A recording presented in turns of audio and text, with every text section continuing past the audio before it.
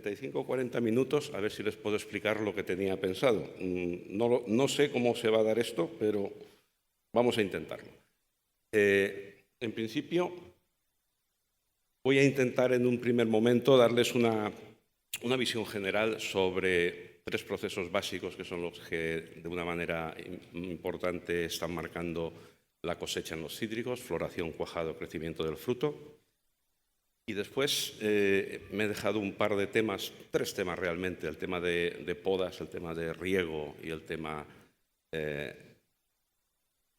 bueno, ahora después lo vamos viendo. En principio la idea sería que ustedes van a tener escrito todo lo que hay en mi ponencia. Si por lo que sea se nos hiciera un poco tarde, lo van a tener escrito, lo pueden consultar. De todas maneras, vamos a intentar a ver si somos capaces de darles sobre todo una visión general, práctica de mi experiencia profesional. Llevo muchos años trabajando en muchos países y la verdad es que cuando hablamos de la W. Murcott, hablamos de la Furer, hablamos de la Nadorcott, o sea, es un híbrido que se obtuvo en Marruecos, en una zona cercana a Marrakech, de los Domaines Agricoles. Bueno, el árbol, pues bueno, es vigoroso, tiene alguna espina. La variedad es partenocárpica y autoincompatible. Lo que pasa es que, claro, el polen suele ser bastante viable, entonces produce, por polinización cruzada, produce en otras variedades que pueden ser compatibles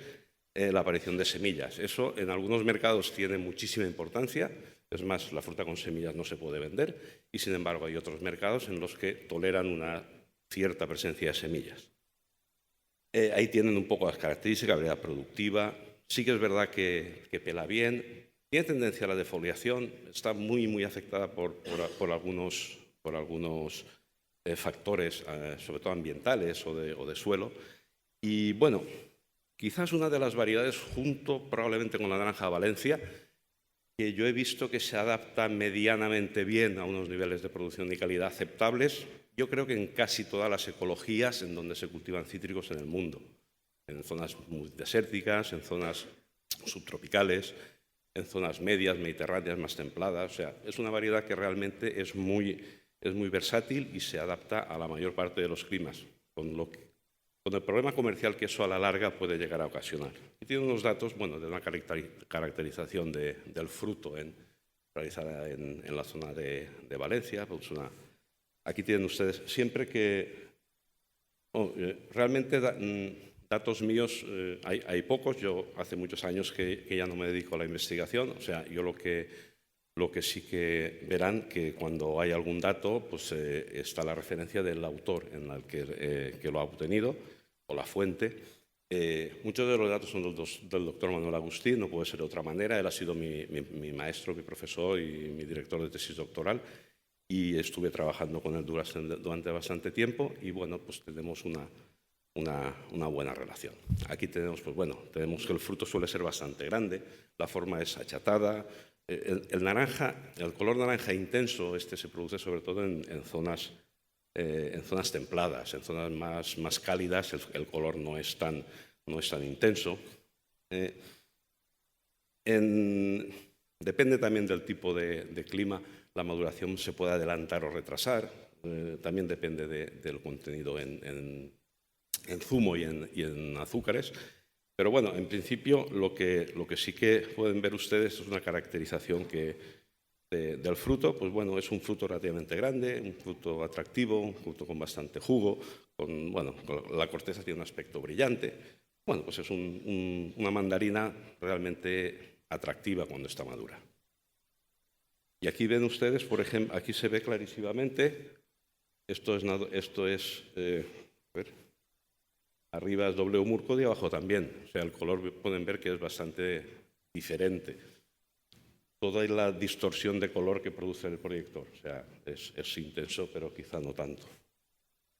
Bueno, aquí tienen la evolución de la maduración de la mandarina, el índice de madurez, la acidez y los azúcares. Se puede ver que durante bastante tiempo se mantiene más o menos horizontal la evolución. O sea, no es una pérdida tan acentuada y tan rápida como se produce en otros tipos de mandarina.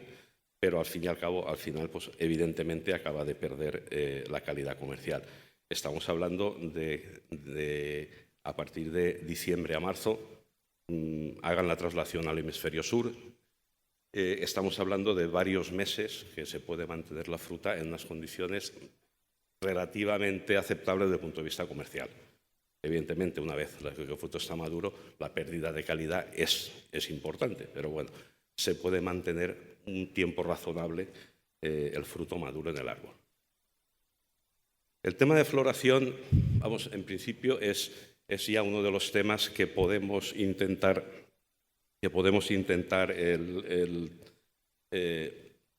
ver qué técnicas pueden influir en el manejo de la floración.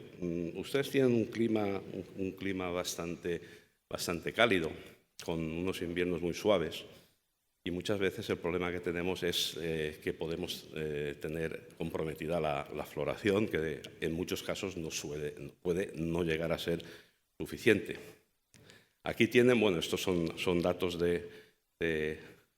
es una fotografía del libro del doctor Agustí, donde vemos los 5 tipos básicos de flor que tenemos en la brotación de primavera, que es la que sostiene la producción.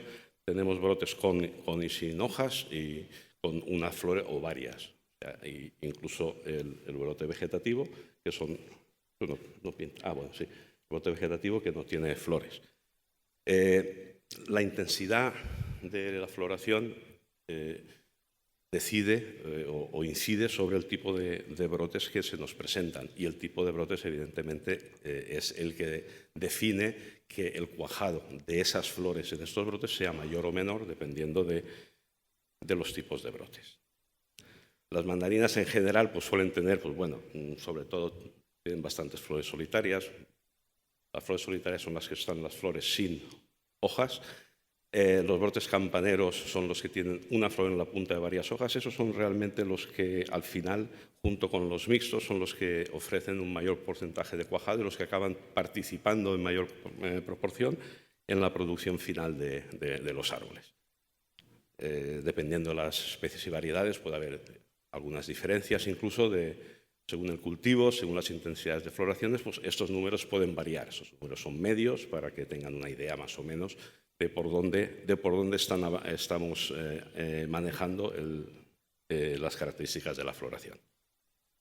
Este es el esquema que propuso el doctor Agustí. A mí es un esquema que me gusta porque es un esquema que desde la yema en reposo invernal hasta la floración definitiva del árbol, aquí lo que tenemos es toda la serie de factores que nos están incidiendo en la inhibición o la promoción de cada uno de los pasos. Y aquí es ya donde podemos incidir en algunos aspectos que pueden después influir en la floración que vamos a tener. Por ejemplo, ahora iremos viendo, los iremos viendo, algunos con mayor profundidad porque probablemente son más efectivos, otros bueno, los iremos comentando. En principio, factores promotores tenemos el estrés hídrico, todos ustedes saben las secas que hay que darles a los árboles para provocar la floración. Tenemos tratamientos de urea foliar, de urea bajo en biurete, evidentemente, por ser foliar. Tenemos la influencia de las citoquininas y de la poda en este paso, y tenemos el efecto de los carbohidratos ya en la última fase. ¿Qué es lo que podríamos hacer nosotros para mejorar la floración de las mandarinas en este caso? Pues bueno, tenemos que realizar un estrés hídrico. Eso significa reducir el riego que les estamos dando a los árboles, de manera que este estrés provoque el efecto de falta de frío que tenemos en las zonas templadas. Entonces, una vez roto el estrés, se reasume el riego y normalmente el árbol florece con mayor o menor intensidad. En este caso hay que tener mucho cuidado con un tema que es en las zonas que son relativamente salinas. Esta reducción de floración, esta reducción de riego puede provocar un efecto salino importante. Incluso en algunas condiciones yo he visto árboles prácticamente sin ninguna hoja por efecto de una seca excesiva. Hay que vigilar un poco la reducción de agua Y entonces muchas veces lo que se hace es hacer un monitoreo del contenido de agua en el suelo mediante el sistema de, no sé, de tensiómetros o cualquier otro sistema que ustedes tengan, y para sobre todo ir viendo hasta dónde podemos reducir el riego sin que el árbol se vea excesivamente afectado por la subida de sales de las capas profundas del suelo que habitualmente se suelen producir. Aquí tenemos una tabla más o menos en suelos medios de cuáles son las depresiones en los tensiómetros que podemos admitir. Habitualmente con depresiones alrededor de 30 centibares es cuando estamos reasumiendo el riego. En suelos medios, evidentemente, en suelos arcillosos podemos irnos a mayores depresiones. En suelos arenosos, evidentemente, hay que regar antes. Es importante tener, como veíamos antes, es importante tener una batería de sensores, de manera que tengamos un sensor más superficial y otro más profundo, de manera que sepamos el perfil de agua del suelo, cómo se desplaza para llegar de las profundidades a donde están las raíces. Normalmente estamos hablando de aproximadamente 70-80 centímetros de profundidad, y después llegamos a unos 30-40 centímetros el tensiómetro superior. Entonces, dependiendo del manejo que se haga del agua de riego, hay que intentar que no superemos depresiones excesivamente importantes para evitar que haya una subida de sales en el suelo. Ya os digo, sobre todo en zonas salinas, esto puede llegar a ser muy, muy importante.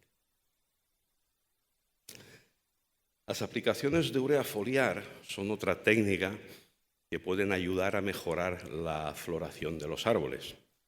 Aquí hay un experimento realizado en Marruecos, en este caso en mandarina.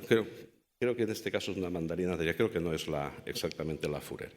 Pero aquí lo que podemos ver es que, evidentemente, si nosotros aumentamos la concentración de urea que aplicamos, habitualmente el efecto es mayor. No siempre, no en todos los casos, pero el efecto suele aumentar por efecto de la concentración de urea aplicada. También es cierto que no siempre este aumento de floración se refleja en un aumento de cuajado, porque al final el cuajado no solamente depende de la floración, sino porque además este tipo de floración normalmente también redistribuye el tipo de brote, que tiene distinta capacidad de cuajado. Lo que sí que vemos es que cuando nos vamos a ver la producción final del árbol por efecto de los tratamientos de urea foliar realizados en prefloración, lo que sí que vemos es que hay un aumento importante de la cosecha que podemos obtener, sobre todo si vamos a concentraciones relativamente elevadas, estamos hablando de 0,8 o 1,6%, y nos vamos a unas fechas relativamente cercanas a la brotación. O sea, si nosotros aproximadamente 30-45 días antes de la brotación damos un tratamiento de urea foliar alrededor del 1%, pues podemos tener un aumento de la cosecha importante por efecto de la floración y cuajado, el aumento de floración y cuajado que podemos obtener. La aplicación de citoquininas es otra técnica que desde el punto de vista práctico se está utilizando en condiciones de baja floración. O sea, si nosotros vemos que el árbol empieza a florecer y vemos que la cantidad de flores que se están produciendo son pocas, en algunos casos, no siempre, pero en algunos casos es posible tener una brotación suplementaria por efecto de este tratamiento de citoquininas. Citoquininas pueden ser benciladenina, quinetina, puede ser extracto de algas. Entonces, en este caso, lo que se hace es un aumento tardío de la brotación que en parte lleva a floración. Si esta brotación es relativamente temprana y cercana a la brotación tradicional, a la época normal de brotación, el fruto evidentemente acaba siendo de características comerciales. Si después si retrasáramos demasiado el tratamiento, pues todos ustedes saben que puede haber floraciones extemporáneas que da lugar a una serie de frutos, pero es que esos frutos ya, por el efecto del clima, ya no son comercialmente aceptables. O sea, y se pierde ahí una capacidad importante, porque además el fruto de floraciones extemporáneas, los famosos albérchigos, repoms que llaman en España, lo que hacen es reducir las cosechas de los años siguientes. El rayado de ramas es otra manera de forzar una pequeña floración adicional. El rayado de ramas, en este caso, estamos hablando del anillado en el verano anterior a la floración. Es una técnica que en algunos casos se puede utilizar. Es habitualmente, lo importante es realizarla antes de la última brotación de final de verano o de otoño, de manera que haya un aumento de carbohidratos en esa brotación, que es la base de la floración del año siguiente. O sea, a finales de verano, antes de la última brotación, el rayado puede inducir una pequeña floración adicional. Eso se utiliza sobre todo en variedades alternantes, cuando nosotros prevemos que la siguiente primavera va a haber una reducción importante de la floración. Entonces, es una manera de forzar esta floración. Este es el anillado, todos ustedes lo conocen, es hacer una incisión alrededor de las ramas principales, secundarias, terciarias, de manera que se produce una interrupción parcial del flujo de savia y que se produce una acumulación de carbohidratos en una parte del árbol. Bueno, referente al cuajado. El cuajado, evidentemente, es la segunda fase después de la floración. Hemos formado más o menos flores. Ahora hay que intentar que estas flores lleguen a cuajar y a ser frutos en desarrollo. Dentro de unos márgenes amplios, realmente es el cuajado el que acaba definiendo la cosecha. Entonces, tener floraciones muy importantes, muy intensas, que den lugar a bajas producciones y al revés. Todos ustedes conocen el caso de algunas variedades, de algunas situaciones en que se produce cualquiera de estos dos casos. Los tratamientos de ácido gibberélico han sido los tratamientos clásicos, típicos, que se han utilizado para incrementar el cuajado de las flores. O sea, normalmente, si se hace un tratamiento de ácido gibberélico a final de caída de pétalos, pues bueno, pues puede producir un cuajado interesante.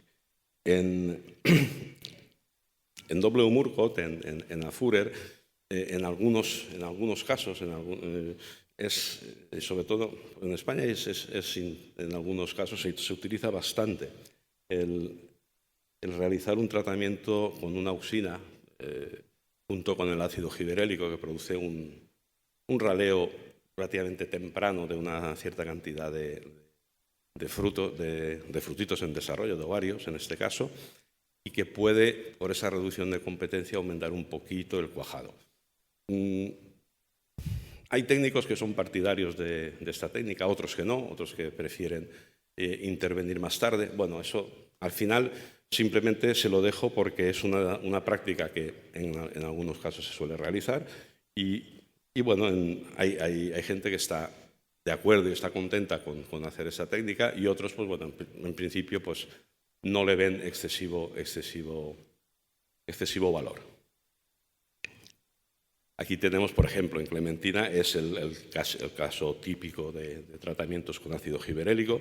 Y aquí tenemos, pues bueno, pues que aumentando las concentraciones de ácido gibberélico, bueno, pues aumentamos el número de frutos por árbol. Hasta un cierto nivel, aquí vemos que entre 5 y 10 miligramos por litro de partes por millón, más o menos estabilizamos el cuajado. Lo que no tiene sentido es aumentar las concentraciones por encima de estos valores porque realmente no vamos a tener un efecto adicional. Si acaso el problema puede ser lo contrario, que puede haber un efecto indeseable que se produzca por un exceso de fitorreguladores. Aquí hay unos números, estos sí que son directamente de Nadrocot. Son dos fundos diferentes, con dos patrones, con y sin ácido gibberélico. Lo que sí que vemos es que, en general, siempre el patrón, los tratamientos con ácido gibberélico siempre tienen un efecto adicional en el cuajado, en el número de frutos por árbol. No hay una reducción importante del peso por fruto, con lo cual los kilos de cosecha por árbol y las toneladas por hectárea pueden aumentar de manera importante. También el efecto del patrón, aquí lo que vemos es que normalmente el patrón de Citrus volcameriana suele dar lugar a mayores producciones que el Citran GC35. Estos son datos de Marruecos y que, bueno, pues que realmente lo que vemos es que este efecto del giberélico en el cuajado de la Nadorcot pues puede ser importante y económicamente muy interesante. La aplicación de citoquininas a caída de pétalos también es otra manera de aumentar el cuajado. En este caso, pues bueno,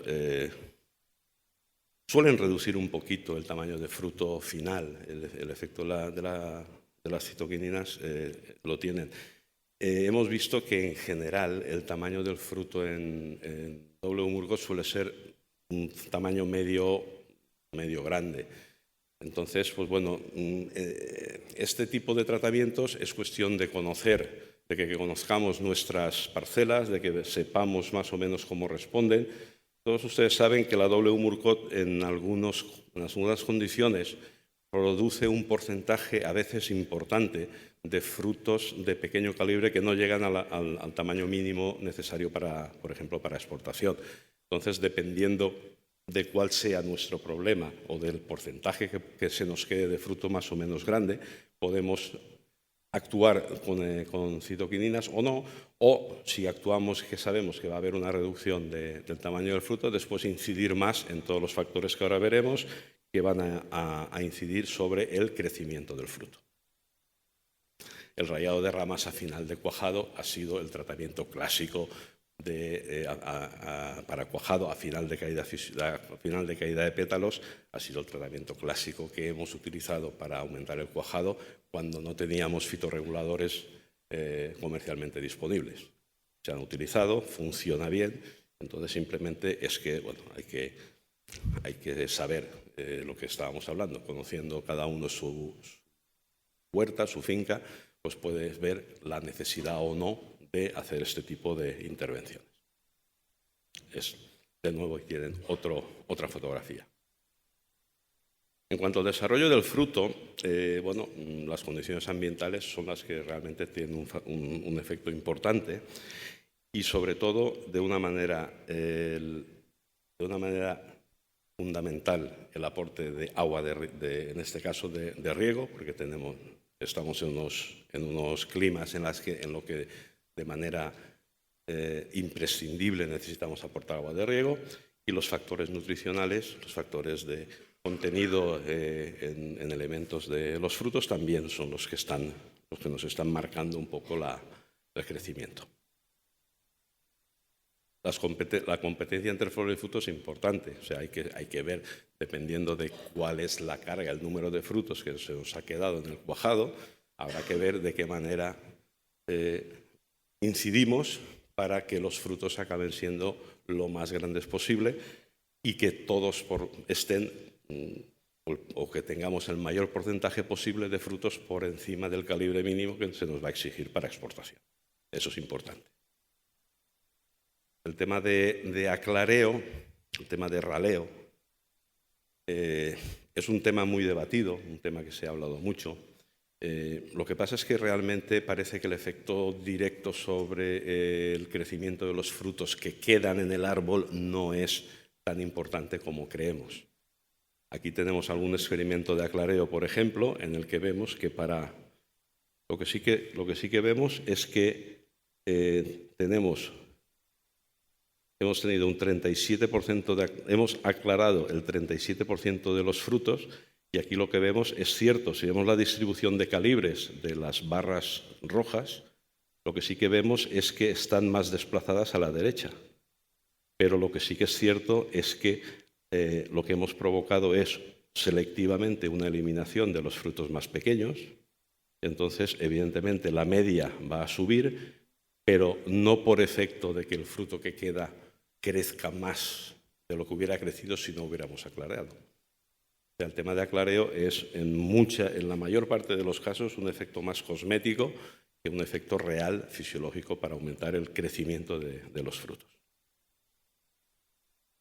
Tratamientos para incrementar el tamaño de los frutos, pues los tratamientos con auxinas a final de caída fisiológica llevamos ya muchos años con estos tratamientos, funcionan bien. Lo que pasa es que hay que tener en cuenta pues, que las auxinas de síntesis, que son los productos que vamos a utilizar con este fin, tienen una acción aclarante y por otra parte tienen un efecto directo en el crecimiento del fruto. El equilibrio entre estos dos efectos dependerá el resultado final. En general, hay productos que tienen mayor efecto aclarante que otros y el adelantar antes de final de caída fisiológica el tratamiento suele producir mayor aclareo.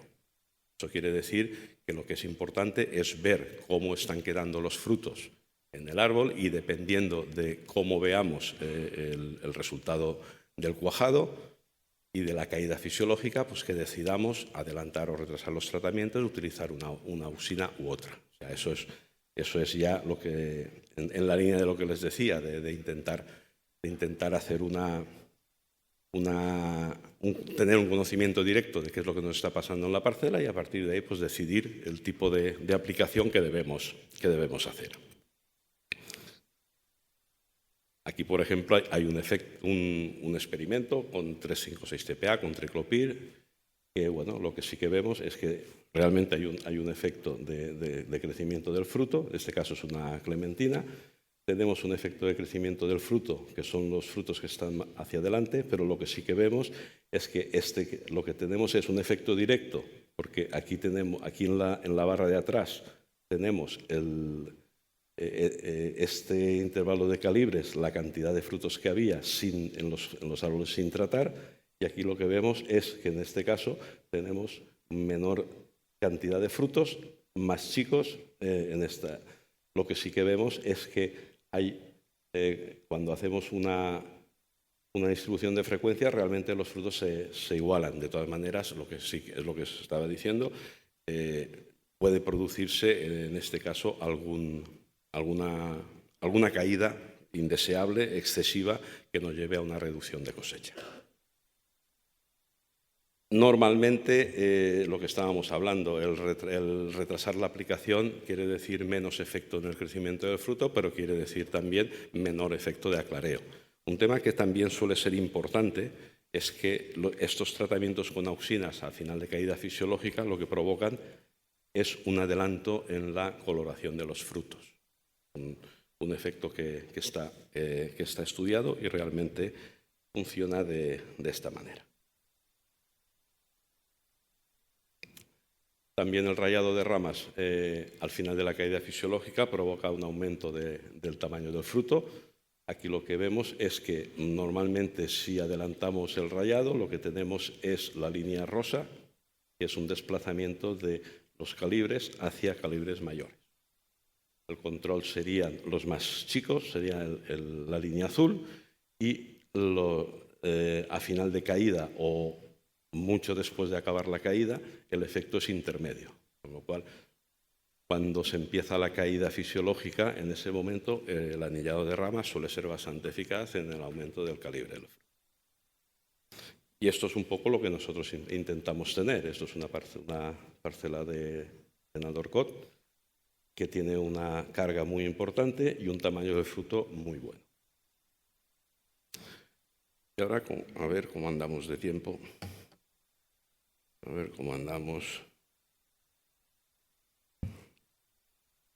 Regular. Bueno, vamos a hablar ahora simplemente de tres aspectos que están un poco relacionados con todos los procesos que hemos visto y por eso al final los he tratado de manera conjunta.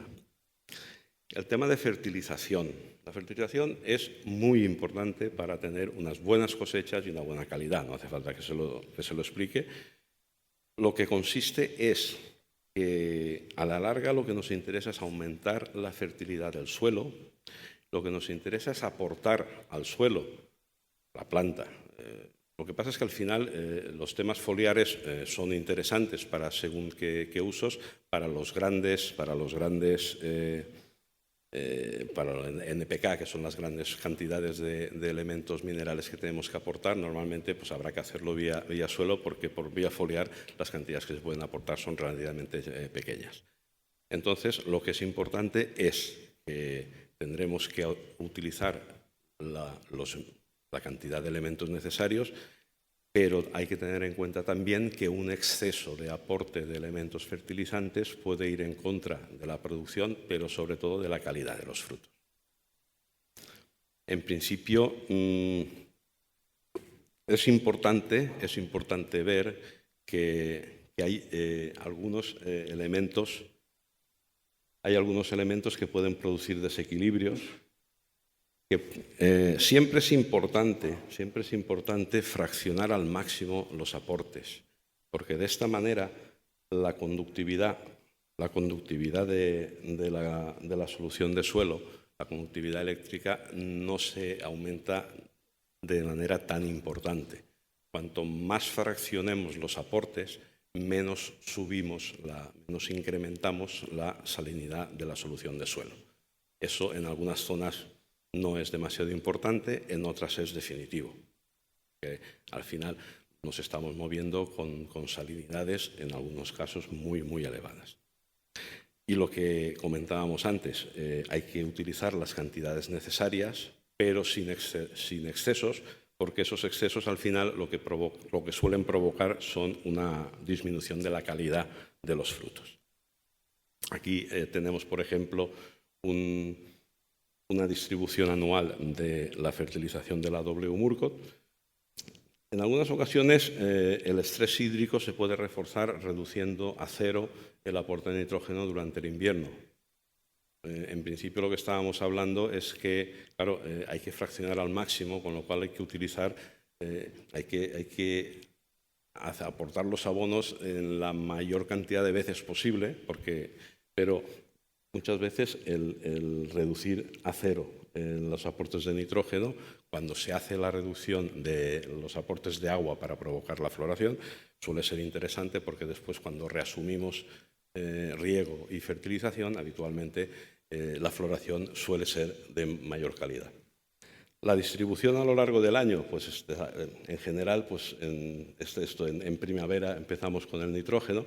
Hay que tener, el empezar antes o después dependerá muchas veces de la época de cosecha, o sea, dependiendo de la época en que recolectemos la fruta. Si tenemos la fruta pendiente, pues será interesante retrasar el inicio del aporte de nitrógeno para evitar que pueda haber problemas de color. O sea, si normalmente ya podemos tener problemas de color, pues intentemos no utilizar nitrógeno cuando tenemos el fruto pendiente. Y después, a partir de la caída fisiológica, lo que interesa es utilizar las cantidades de potasio suficientes como para que el fruto crezca lo más posible. Aquí tenemos, por ejemplo, lo que estábamos comentando, un exceso de nitrógeno.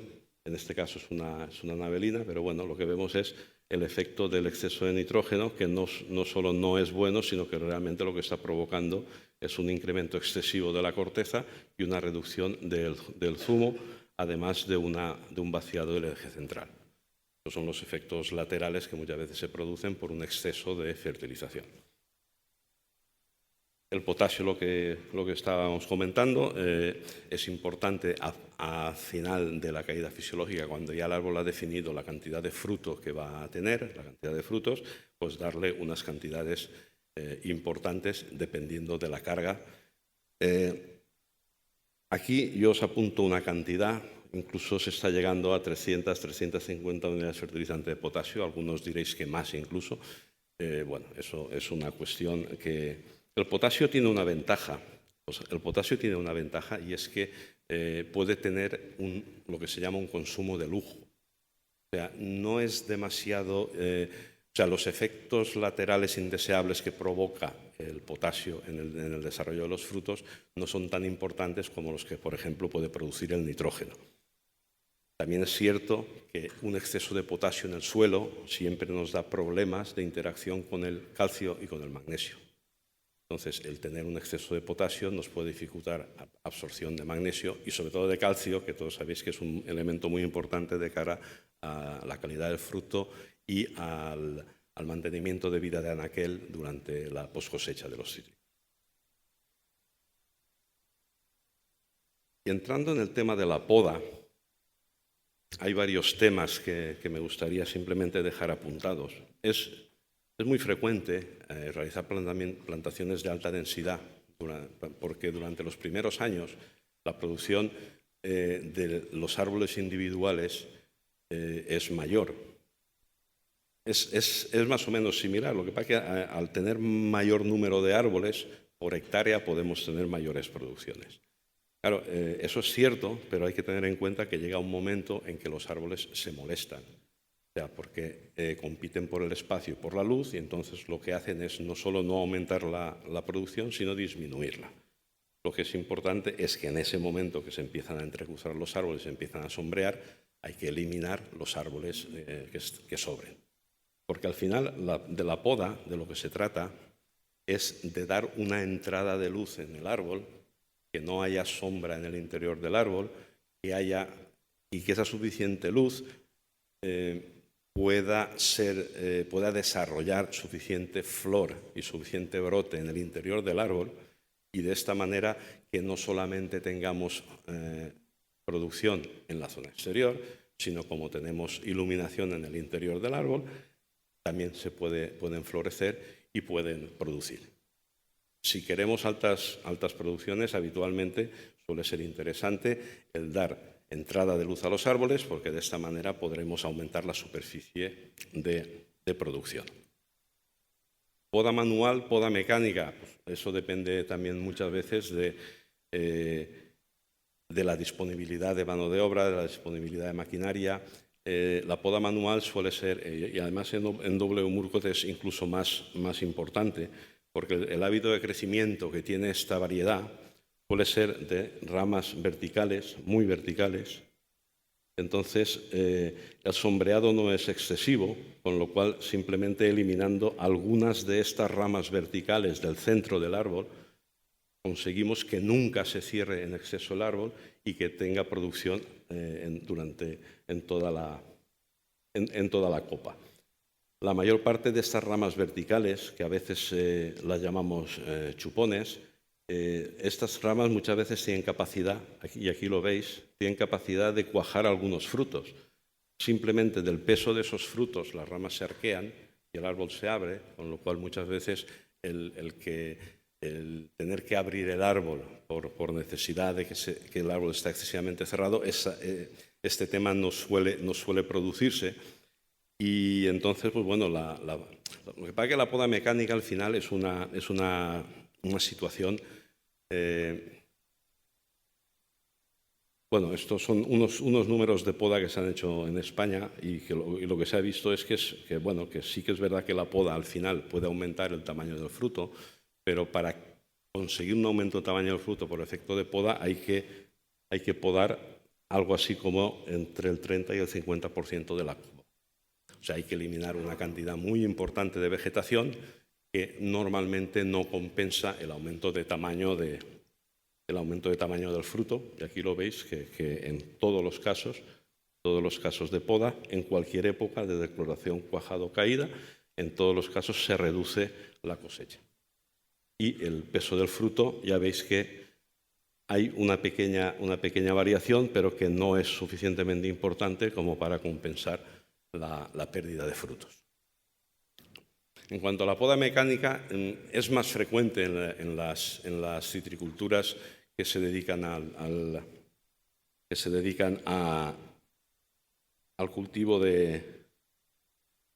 para fruta de zumo. O sea, no es tan frecuente en zonas donde se produce fruta fresca, pero también últimamente se está aumentando por una cuestión de disponibilidad y de oportunidad.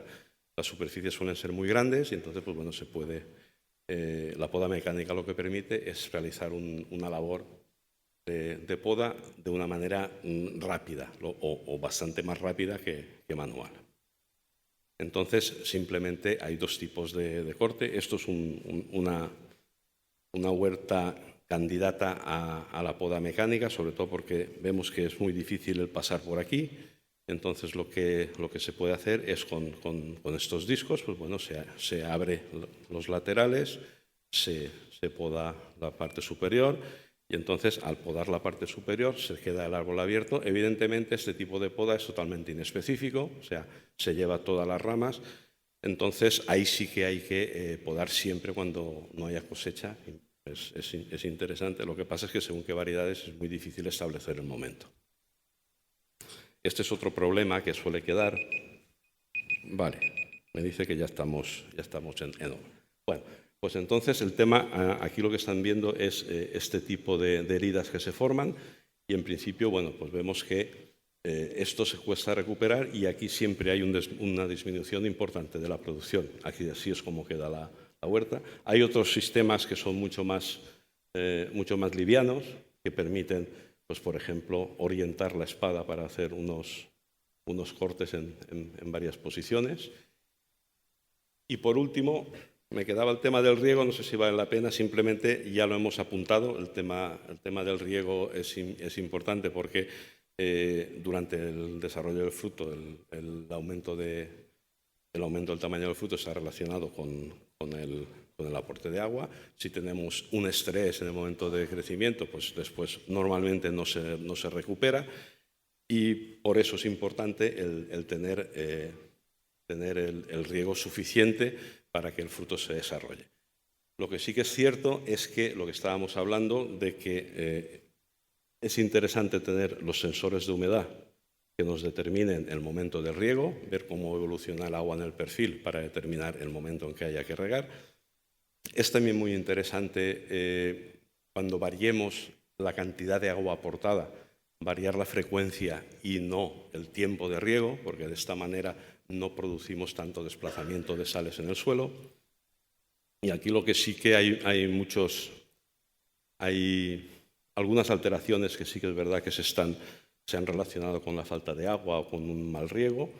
Y bueno, y en principio lo que está claro es, aquí lo que vemos, experimentos que se han hecho, por ejemplo, comparando riegos diarios, en este caso era con aspersión, comparándolos con riegos rodados, riegos por gravedad, con la misma cantidad de agua, pero más espaciados. Evidentemente eran mucho más efectivos los riegos más frecuentes. Y aquí eso simplemente es para que vean que a veces, según qué condiciones, pues se colocan dos mangueras de riego por goteo, una a cada lado. A veces simplemente se utiliza una sola manguera. En zonas con escasez de agua es habitual tener una sola manguera de riego. Lo que es importante es que si tenemos un riego por microaspersión, que lo tengamos situado y regulado de tal manera que no esté de manera permanente el agua dando en el tronco de los árboles, porque al final esos árboles acaban teniendo muchísimos problemas de fitóftora y acaban incluso muriendo.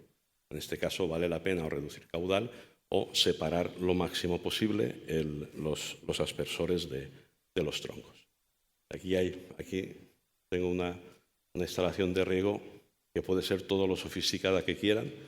Incluso aquí está decorada con un pajarito. Y bueno, pues eso es lo que les quería contar. Espero que hemos sido muy rápidos, pero yo creo que les va a quedar escrito todos los datos y todo lo que les he explicado. Y muchísimas gracias por su atención y reiterar a Procitrus mi agradecimiento.